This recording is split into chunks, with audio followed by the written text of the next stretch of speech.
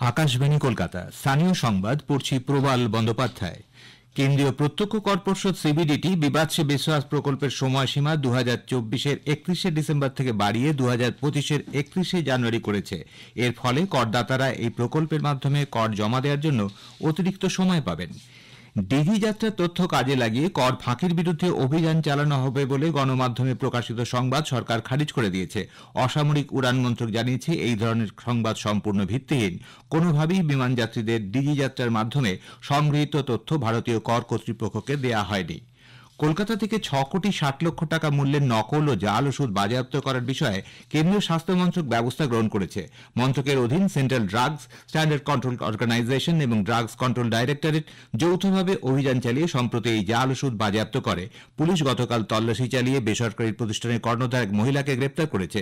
গতকাল তাকে আদালতে তোলা হলে 14 দিনের জেল হেফাজতের নির্দেশ দেওয়া হয়। বাজেয়াপ্ত হওয়া জাল ওষুধগুলি ক্যান্সার এবং ডায়াবেটিসের চিকিৎসার জন্য ব্যবহৃত হয়ে থাকে। জাল ওষুধগুলিতে বিভিন্ন দেশের উৎপাদনের লেবেল লাগানো ছিল। তদন্তকারী দলটি জাল ওষুধগুলির নমুনা সংগ্রহ করে পরীক্ষার জন্য গবেষণাগারে পাঠিয়েছে। জানুয়ারি মাসে ফের দুয়ারে সরকার কর্মসূচির আয়োজন করেছে রাজ্য সরকার। 26 তারিখের পর জানুয়ারি মাসের শেষ সপ্তাহে ও ফেব্রুয়ারি মাসের প্রথম সপ্তাহ জুড়ে চলবে দুয়ারে সরকার কর্মসূচি। প্রত্যন্ত এলাকায় এই কর্মসূচি নেওয়া হবে। গতকাল সন্দেশখালীতে মুখ্যমন্ত্রীর ঘোষণার পর রাজ্য সরকারের তরফে শিবিরের আয়োজনের প্রস্তুতি শুরু হয়েছে। নতুন সাইবার প্রতারণা ডিজিটাল গ্রেপ্তারের নামে 1 কোটি টাকা প্রতারণের একটি চক্র ধরেছে রানাঘাট সাইবার ক্রাইম থানা। এই ঘটনায় অন্যান্য রাজ্য থেকে 13 জনকে গ্রেপ্তার করেছে পুলিশ। এদের কাছ থেকে প্রতারণার সুবাদে পাওয়া প্রায় 4 লক্ষ টাকা বাজেয়াপ্ত করা হয়েছে বলে জানিয়েছেন পুলিশ সুপার সিদ্ধার্থ ধাপলা। পুলিশের ভয় দেখিয়ে যে নতুন একটা পদ্ধতি সাইবার ফ্রডের পদ্ধতি হয়েছে, যাকে বলছে ডিজিটাল অ্যারেস্ট। ডিজিটাল অ্যারেস্টের পদ্ধতি দিয়ে ওনার থেকে 1 কোটি টাকা ফ্রড করে করা হলো। দিল্লিতে কর্মরত বাংলাদেশিদের চিহ্নিত করতে কোচবিহারের দিনহাটার নাজিরহাট 2 নম্বর গ্রাম পঞ্চায়েতের ভারত বাংলাদেশ সীমান্তবর্তী গ্রামে দিল্লি পুলিশের একটি দল সেখানে পৌঁছেছে। গতকাল তারা সীমান্তবর্তী ছোট গাড়লঝোড়া গ্রামে বেশ কয়েকজন গ্রামবাসীর সঙ্গে কথা বলে তাদের পরিচয়পত্র সংগ্রহ করে। এই গ্রামের যে পরিবারগুলি দিল্লিতে বসবাস করে তারা প্রকৃতই এই গ্রামের বাসিন্দা কিনা তা যাচাই করতে দিল্লি পুলিশের এই গ্রামে আসা বলে জানিয়েছেন স্থানীয় পঞ্চায়েত সদস্য। গ্রাম পঞ্চায়েতের তরফ থেকেও সব রকম সহায়তা করা হয়েছে বলে জানিয়েছেন তিনি। পাসপোর্টের আবেদনে জাল শংসাপত্র জমা দেওয়ার ঘটনায় জড়িত থাকার অভিযোগে বর্ধমানের বড়নীলপুর এলাকা থেকে স্বরূপ রায় ওরফে রানু নামে এক ব্যক্তিকে গ্রেপ্তার করেছে বর্ধমান থানার পুলিশ। এই নিয়েই ঘটনায় 2 জনকে গ্রেপ্তার করা হলো। ধৃতকে সোমবার বর্ধমান সিজেএম আদালতে পেশ করা হলে 5 দিনের পুলিশি হেফাজতে পাঠানোর নির্দেশ দেওয়া হয়। পুলিশ সূত্রে জানা গেছে, পাসপোর্ট পাওয়ার জন্য কয়েক মাস আগে আবেদন করেন বর্ধমান শহরের নতুন পল্লীর বাসিন্দা রিঙ্কা দাস। পাসপোর্টের আবেদনের সঙ্গে তিনি জন্ম শংসাপত্র জমা দেন। সেটি বর্ধমান মেডিকেল কলেজ হাসপাতাল কর্তৃপক্ষের দেয়া বলে আবেদনে উল্লেখ করা হয়। তার জন্ম শংসাপত্রটি সঠিক কিনা তা গোয়েন্দা দপ্তরের তরফে বর্ধমান মেডিকেল কলেজ ও হাসপাতাল কর্তৃপক্ষের কাছে জানতে চাওয়া হয়।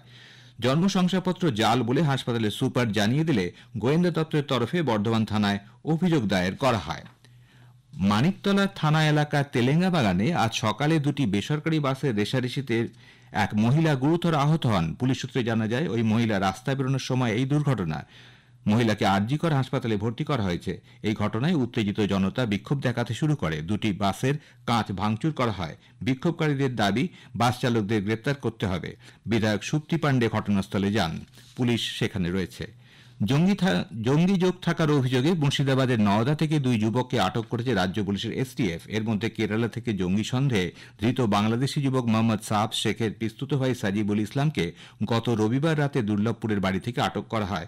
অন্যদিকে ভোলা গ্রাম থেকে পাকড়াও করা হয় মুস্তাকিম মন্ডল নামে আরও 2 যুবককে। 2024-এর আজ শেষ দিন। রাত পোহালেই নতুন বছর 2025-কে স্বাগত জানাতে শহর জুড়ে উৎসবের মেজাজ। কোনো রকম অপ্রীতিকর ঘটনা রুখতে শহরের বিভিন্ন এলাকায় মোতায়েন রয়েছে প্রায় 4,500 পুলিশ কর্মী। আলিপুর চিড়িয়াখানা, ভিক্টোরিয়া মেমোরিয়াল সহ বিভিন্ন পর্যটন স্থলগুলিতে সাদা পোশাকের পুলিশ মোতায়েন করা হয়েছে। ইংরেজি নতুন বর্ষের শুরুর প্রাক্কালে অতিরিক্ত যাত্রী ভিড় সামাল দিতে মেট্রো রেল আজ ব্লু লাইনে 3 জোড়া অতিরিক্ত ট্রেন চালানোর সিদ্ধান্ত নিয়েছে।